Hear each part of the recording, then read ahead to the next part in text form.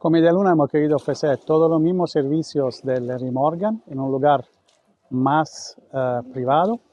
Toda la diversión y todo el entretenimiento y toda la comida del Larry Morgan en un lugar privado solo para los clientes de Media Luna.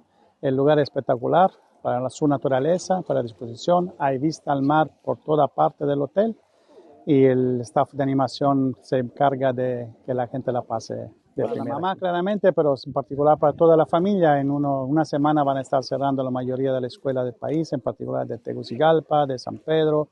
Entonces estamos invitando a toda la familia que vengan a disfrutar aquí en Media Luna, en Larry Morgan, para disfrutar de este verano que va a ser espectacular. Tienen que venir aquí porque en Media Luna mucha gente todavía no lo conoce, los que lo han conocido este año se han ido encantados y están regresando.